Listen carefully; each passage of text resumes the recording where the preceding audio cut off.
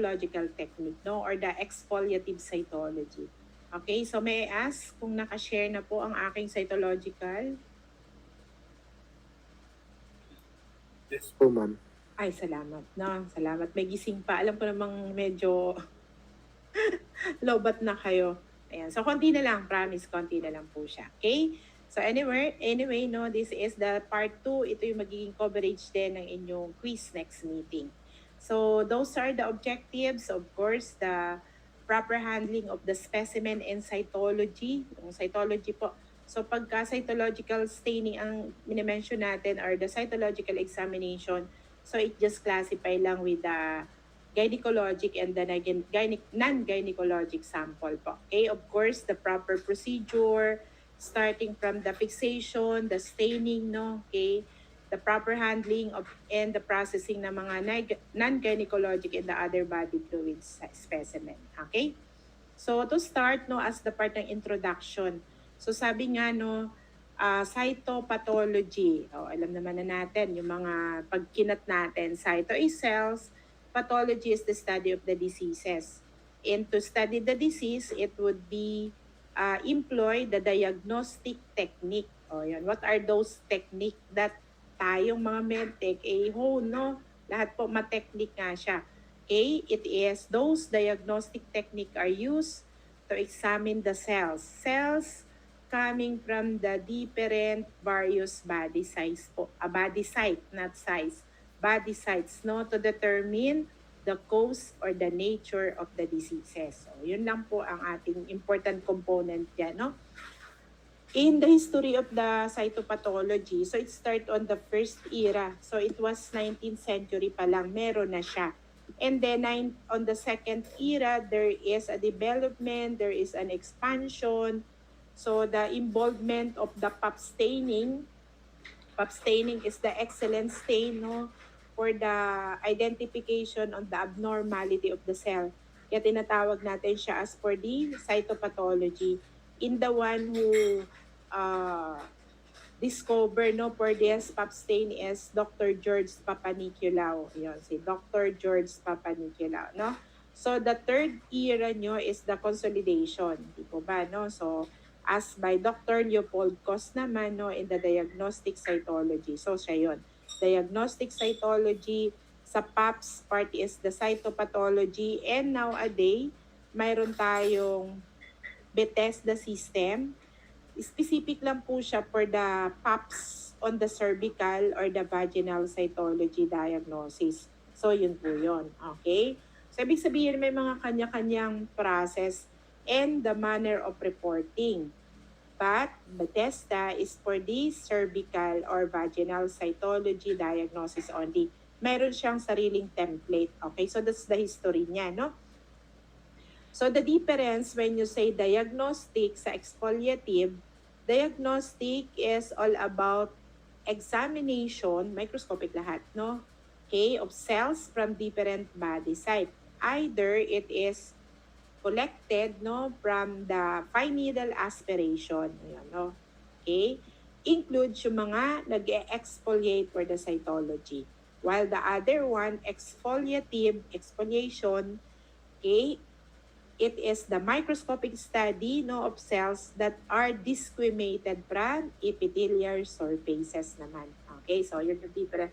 Yung isa ay diagnostic, ibig sabihin kasama dito yung mga exfoliative, okay, mga fine needle aspiration and some of the procedures natin, okay, to analyze the cell. Okay, so why exfoliative is recommended? So ito po yung mga common questions, no?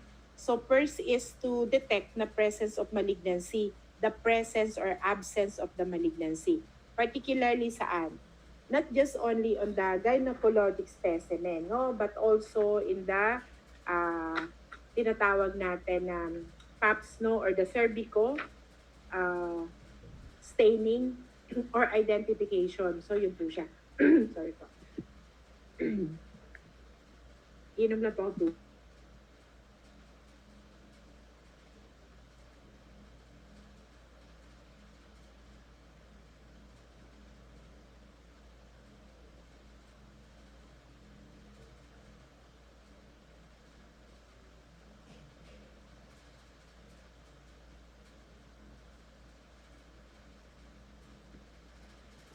Okay, so the detection of the malignant cells, commonly it would be referring to the stage. If the cancer stage 1, stage 2, stage 3, no? So kasama siya. So of course, it would determine naman yung mga detect, no? So kung titingnan nyo, yung kanyang recommendation, detect, okay, assess, determination, detection. So dinidetect, no? Ano yung dinidetect? Malignant cells pertaining to the stages of the cancer. Detect precancerous lesion. So pertaining with the cervicovaginal. So sa pap smear naman po siya.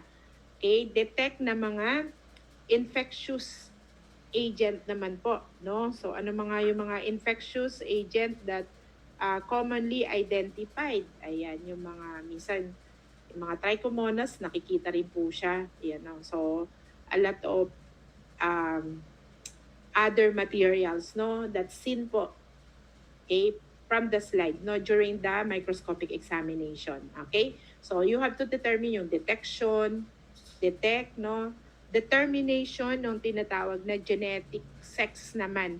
So commonly sa mga tinatawag natin na nuclei of the female, no, that exhibit, ano ba yun, yung representing XX chromosomes, yung mga bar bodies, o yun, determination, genetic sex siya.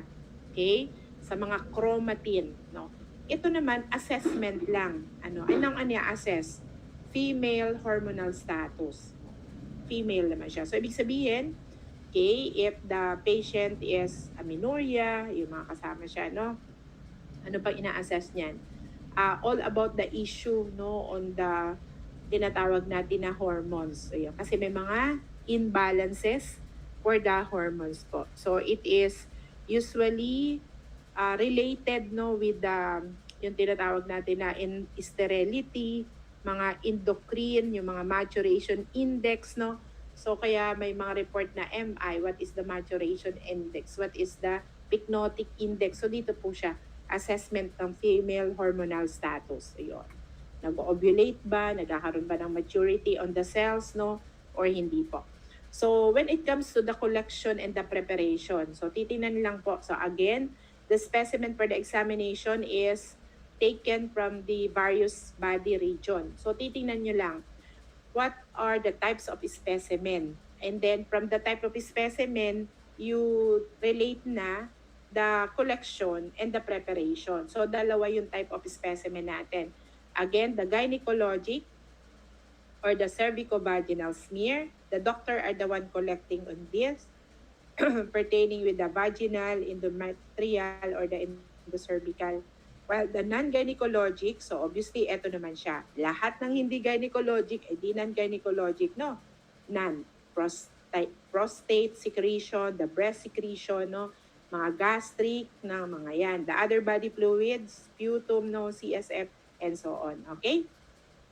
So once there is a sample na, so magkakaiba rin yung preparation natin. So ito po siya, para mas madali, ikikwento ko na lang sa inyo.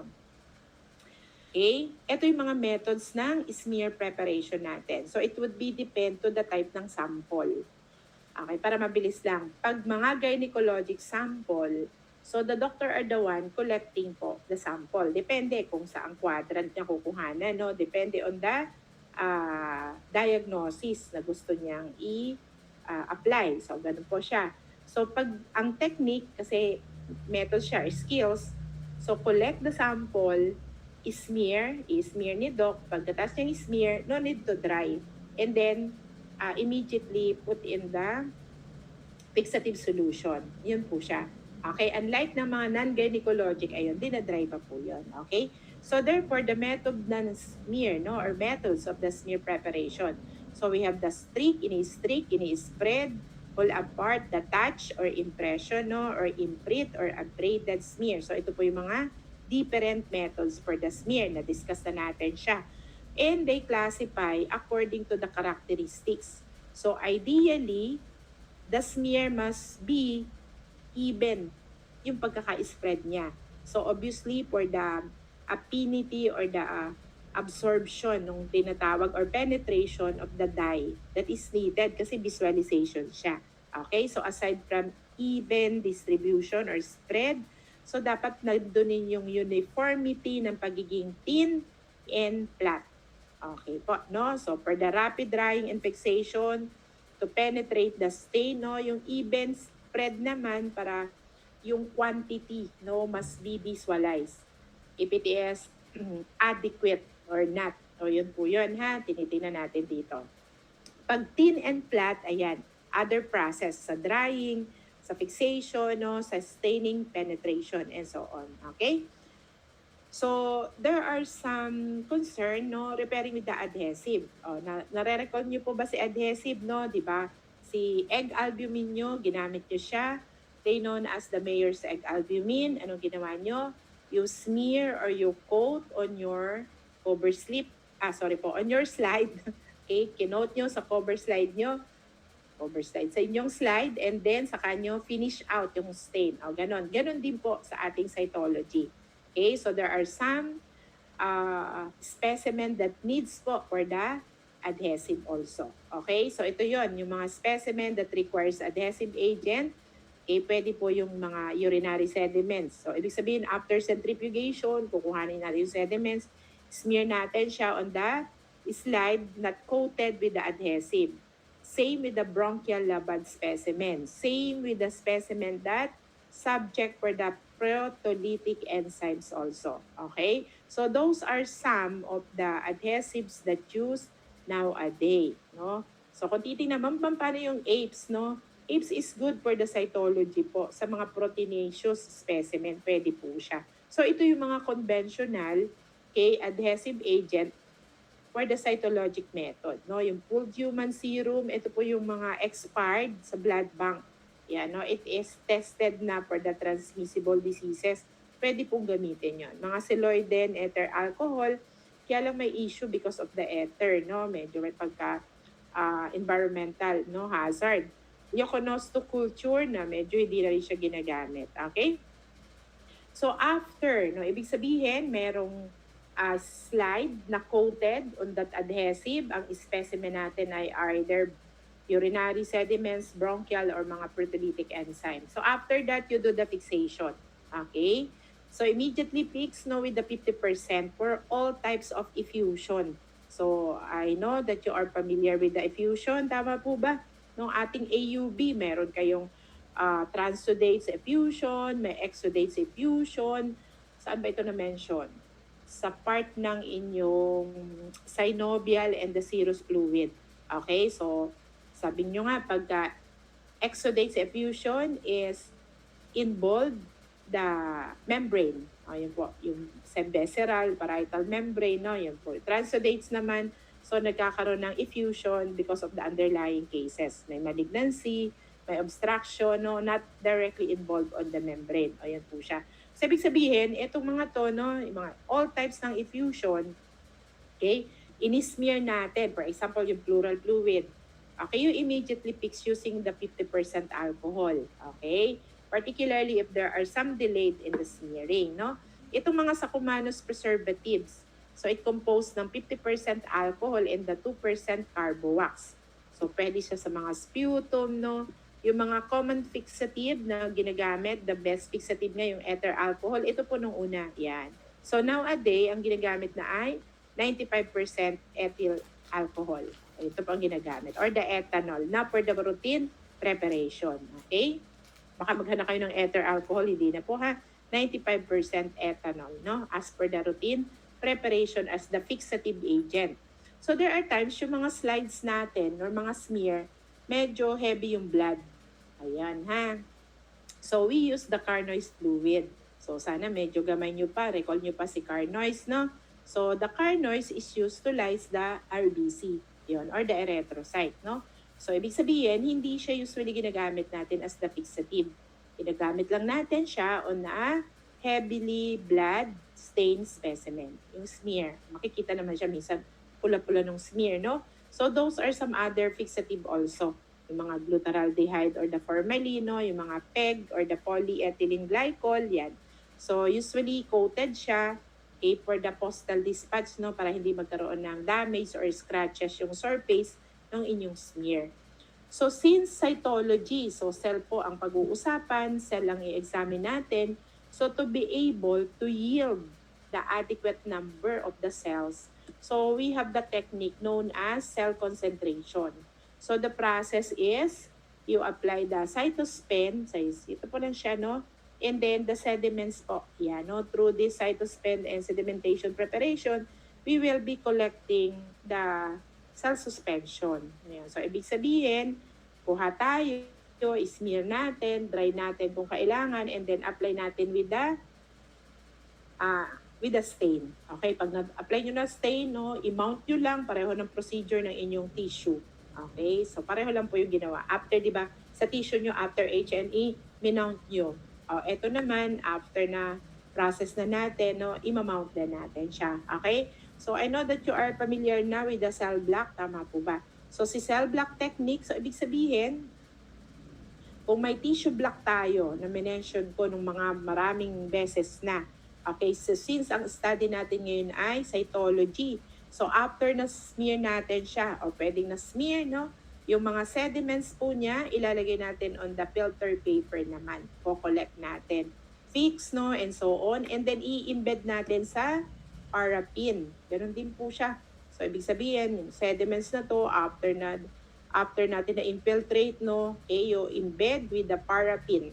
Kaya ang tawag sa kanya ay cell block. Cell block na po. Yung tissue na ginamit nyo sa inyong sectioning yung last time ay tissue block. Ayun. So, kung cell block siya, subject pa rin siya for the microtomy. Isa-section pa rin po. Ayan. Klaro ha? So, therefore, meron na tayong cell block from the cell concentration technique. Yun, no? Pre-process natin siya. So therefore, the cell block is coming from the different fluid and aspirated materials. Yung mga fine needle aspirate, pwede rin po siya. Okay? So it is more definitive, no, for the cytopathologic study. Okay? So they called as microbiopsy. Kasi it composed of some of the tissue that aspirated, particularly on the fine needle aspirate. Okay? So magkasama microbiopsy, cells and the tissue.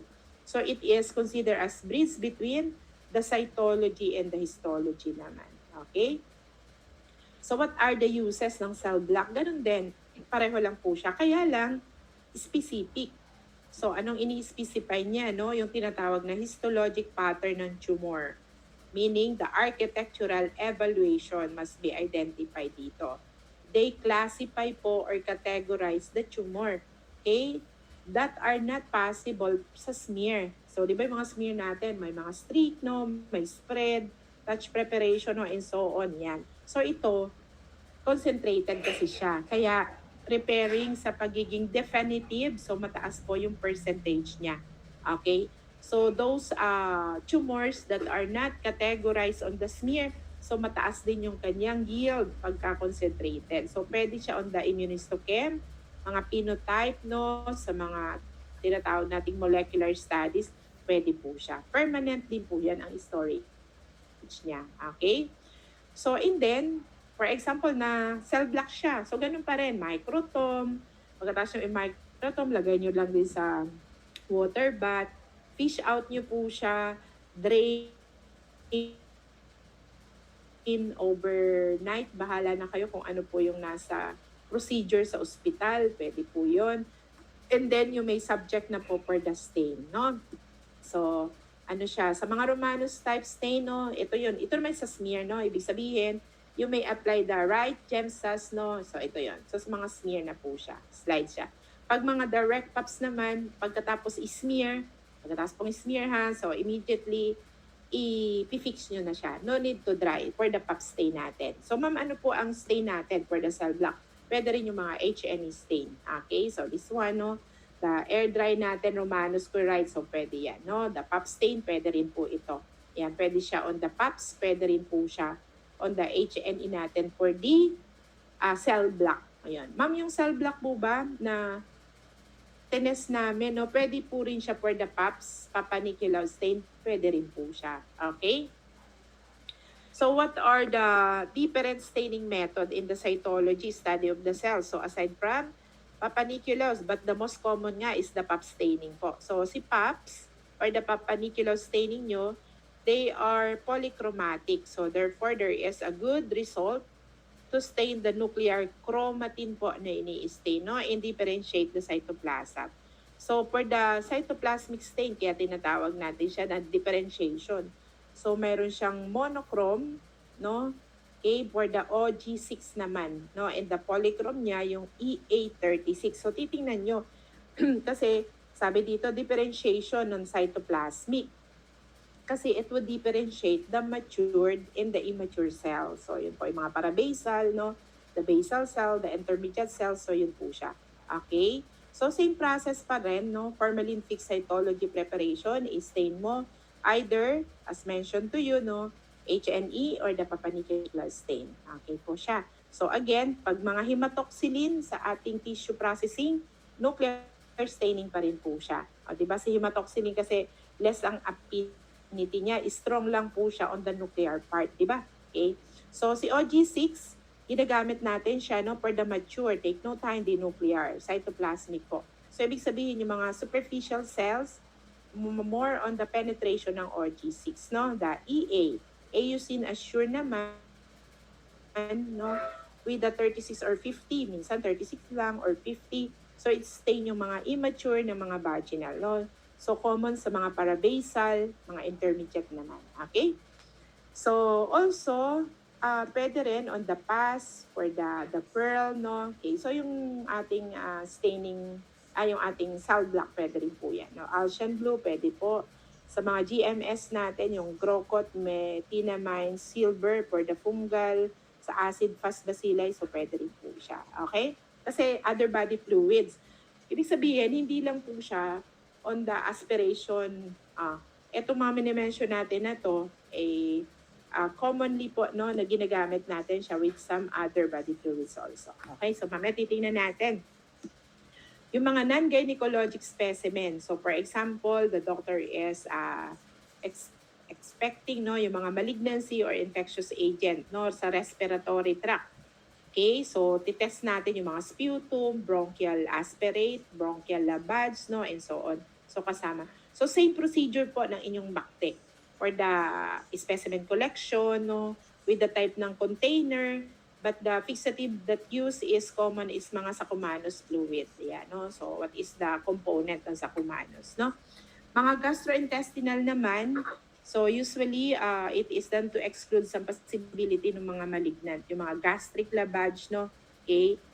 Yung mga tinatawag natin na brush, no? The fine needle aspirate is also, so there is a recommended precaution po dito. At least 8 hours yung fasting po niya. Yan. So the doctor are the one giving the instruction. Yan, ha? So titingnan nyo pa rin yan. Kung natatandaan nyo po yung gastric fluid analysis, so associated yon doon. Okay?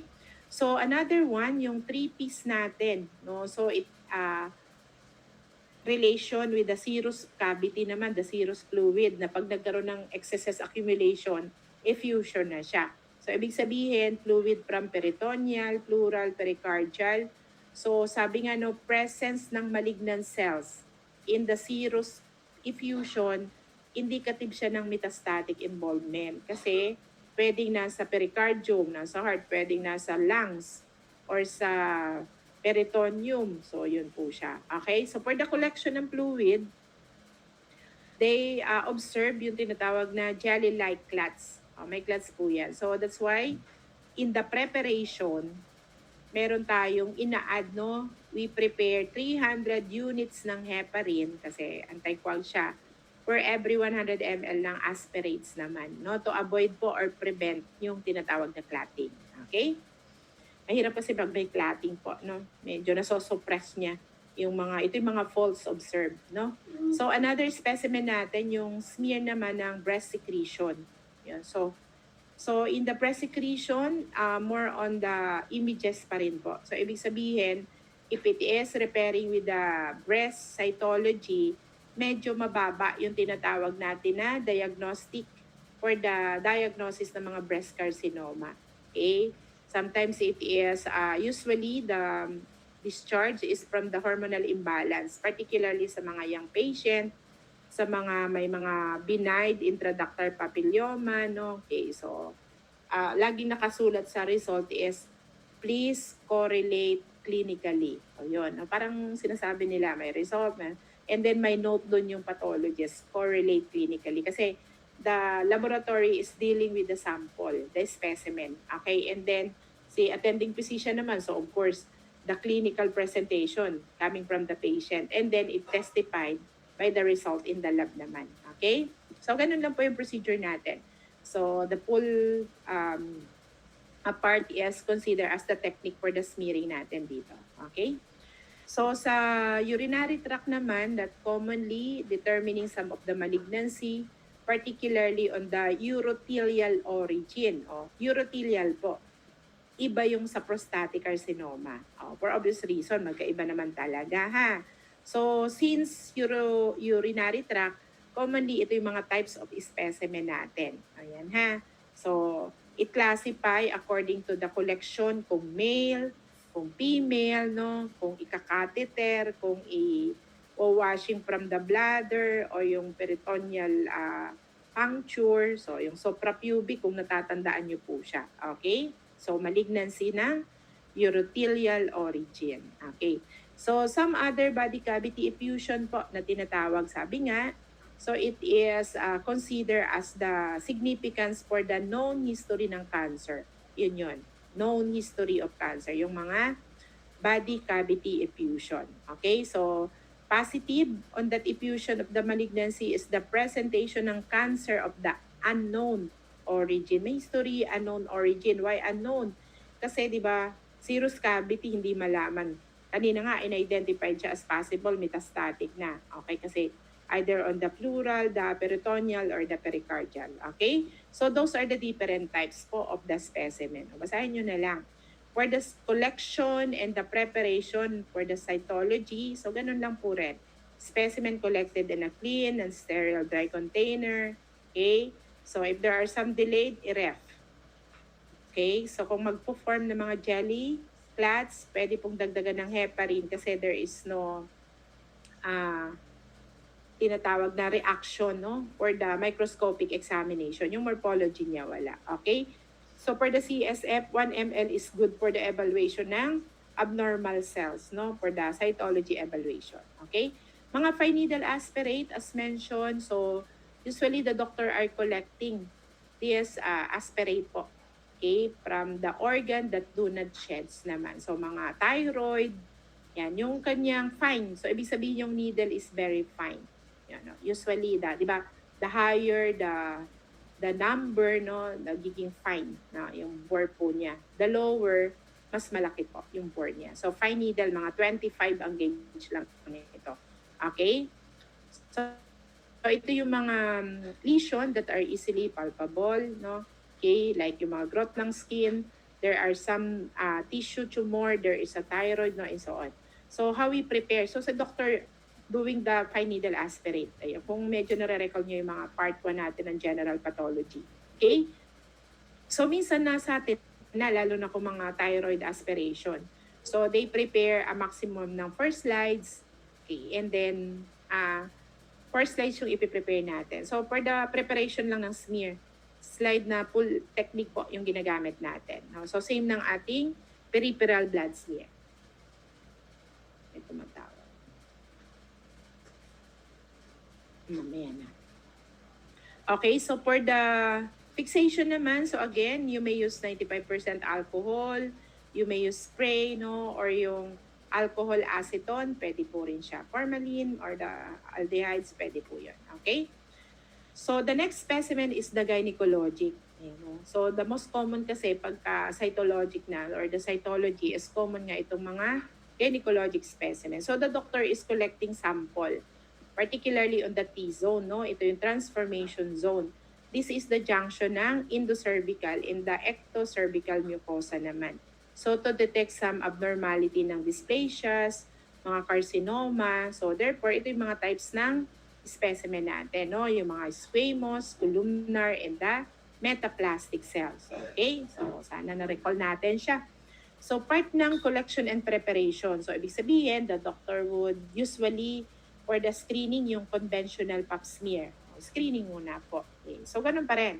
They are examining the cells. Pagka mga endocervical brush, no? So, they collect the sample in the endocervical canal. So si Doc pa rin, yung mga OB natin. Kung patient with hysterectomy na, to study the cell, baka may abnormality, baka may discharge or so on. So pwedeng kumuha siya on the vaginal scrape naman. So ibig sabihin may mga speculum na steel, okay, or speculum na disposable ang ginagamit po dito. Okay? For the localization ng mga vaginal adenosis, so the doctor is collecting on the 4 quadrant, okay, vaginal scrape po. Sa mga herpetic lesion naman, mga bulbar scrape na ang ginagamit nila. Ibig sabihin, there is a presence of the carcinoma na talaga. Okay?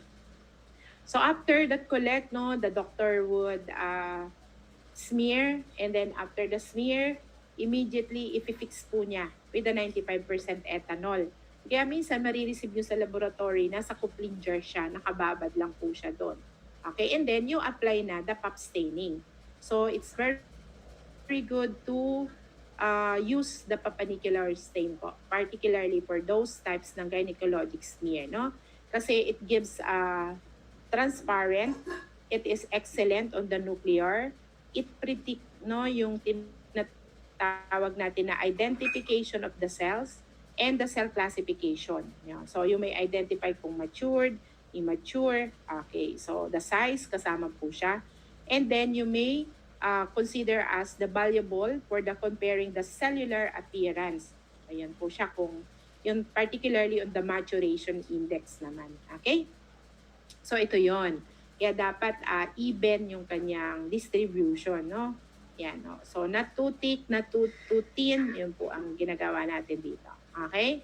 So those are some of the cells that found on the cervicovaginal smear.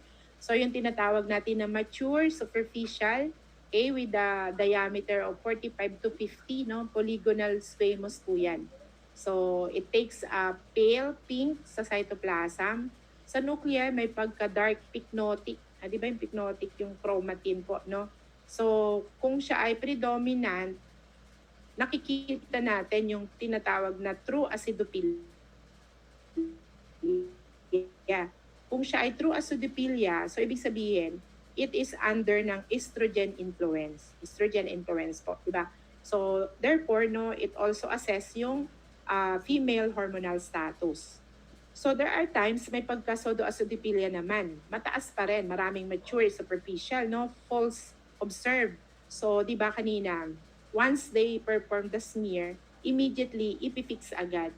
So dito, kaya nagkakaroon ng pseudoacidophilia, there is a drying of smear, okay, before fixation. So yun ang nangyari. Or the condition of the patient. Pwedeng nagkaroon ng prolapse, no, vaginal prolapse, no, or drying ng vaginum. There is a presence of infection and the excessive use ng mga chemicals. Yung mga feminine wash po, yun. So yun yung nagko-cause naman. So ibig sabihin, kung pseudoacidophilia pa, this is the etiology or the causes, no? So kasi ang tinitest natin dito at dinidetermine is the balance ng hormones. So under siya ng estrogen influence. Kung siya ay true acidophilia, and predominant cell dito ay mature superficial cell. Okay? Another one, yung tinatawag natin na intermediate cells naman. So ano to? So they consider as the medium kasi pinakamalaki yung polygonal natin na may 45 to 50. So si medium, ito yung mga intermediate naman as described as may pagka-elongated, basophilic, vacuolated cytoplasm siya. So classify as navicular, no? Navicular is considered as intermediate. Okay, mayroon siyang boat shape. Si pregnancy, boat shape din. So anong difference nila? Navicular is boat shape, okay, with a strong tendency, no, to fold or curled on edge naman. O yun po yun, no? Medyo So it pag marami, suggestion ng estrogen progesterone effect. Pag maraming navicular, okay? So marami siya on the latter half ng menstrual cycle, during pregnancy at saka menopause. Yun. While the pregnancy cell naman, magkaiba naman ang itsura. So sa kanya may ang tawag nila ay donut shape ba? Sa parang gano'n, no? So round, oval, boat shape pa rin. Okay, translucent yung kanyang basophilic cytoplasm. Sa kanya naman, vacuolated. O, magkaiba, Baculited, basophilic baculited po siya. Sa kanya ay translucent basophilic cytoplasm. Okay? Sa kanya, nucleus niya push aside or towards the cell membrane. Sa kanya naman, no, may strong tendency to fold. Ayun, nagpo-fold din po siya. Okay? Sabi nga, double wall boundary. Ayun. So, double wall boundary, kaya tinatawag nila, Ma'am Donut daw, sabi nila sa microscope.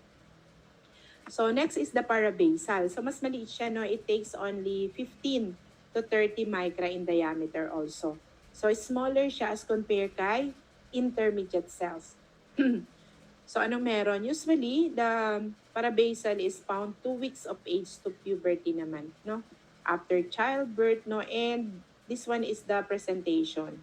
So, similar daw to fried fresh egg, no? With the sunny side up naman, no? So, parabasal yan, no? Kung hindi basag yung pula, parabasal. Okay, pag basag naman yung ating pinakang egg yolk ay parabasag daw. Sorry po. Okay? So, sana gising pa, no?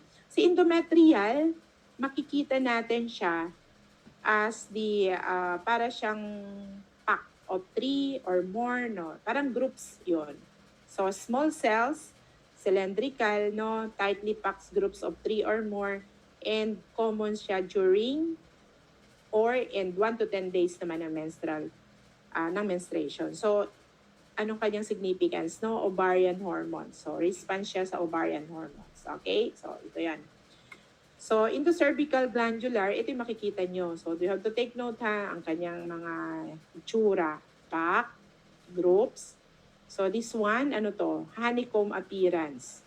Okay? Endocervical glandular cells naman siya. Okay?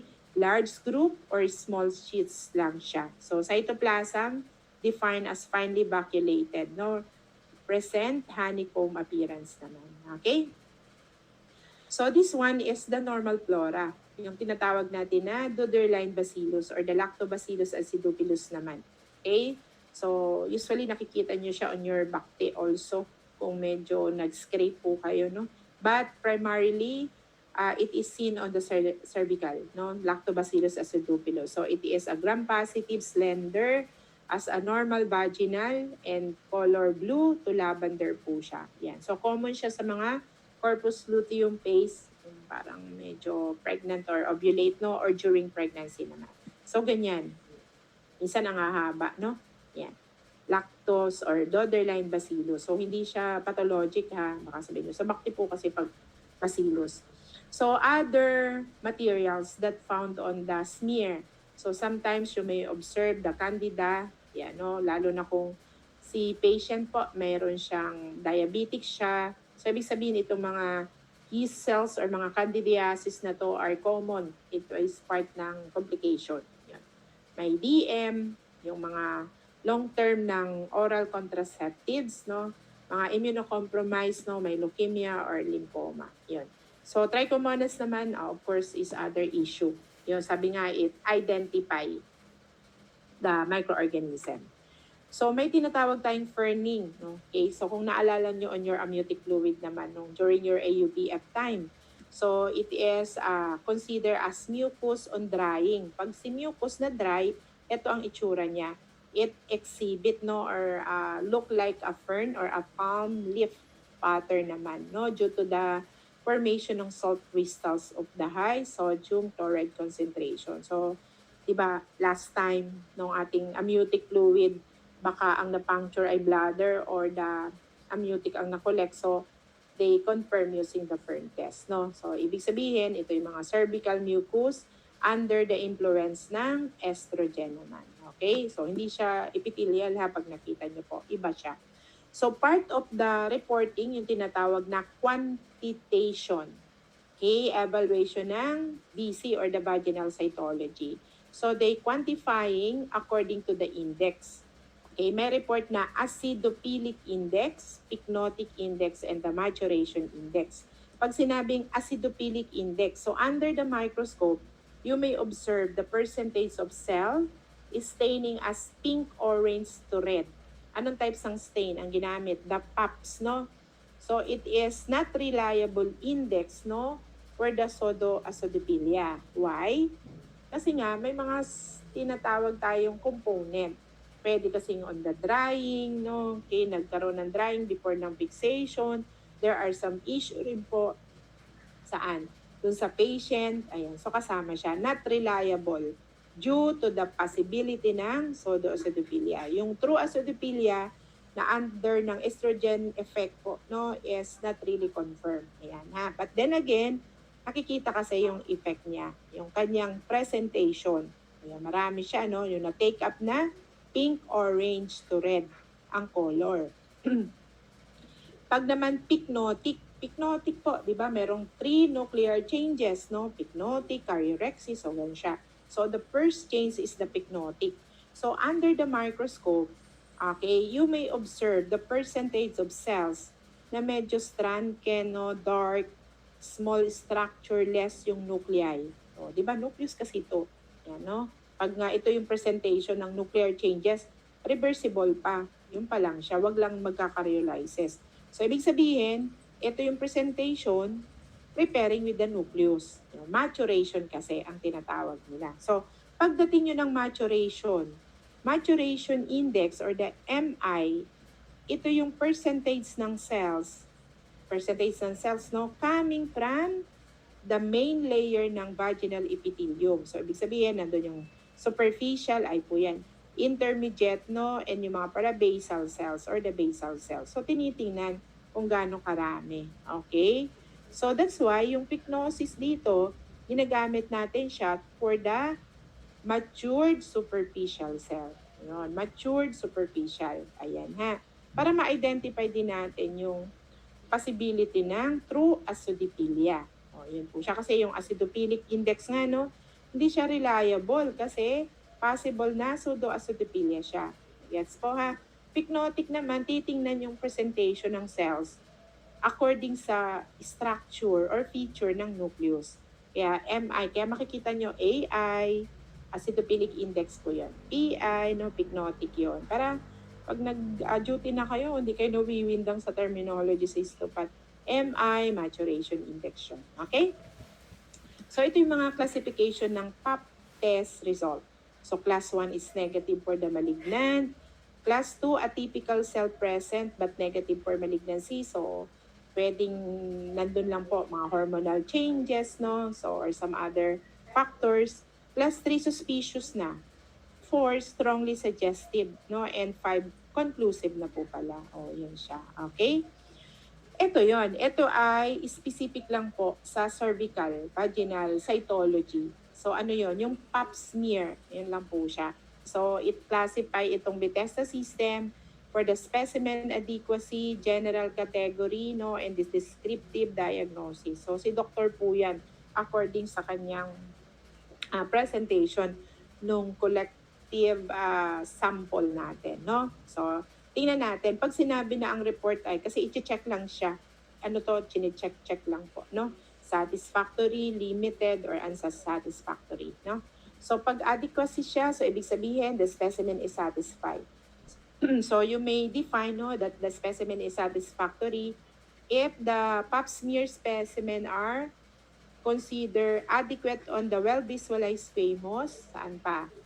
Well-visualized endocervical or squamous metaplasia from the T-zone or the transformation zone, and less 50 lang po yung blood or yung inflammation. Okay? And important yung properly labeled specimen. Ayan. Kahit maganda at maayos ang smear, nandun lahat kung wala namang labeled, ay nako, hindi po yan ipaprocess ng pato. Ayan.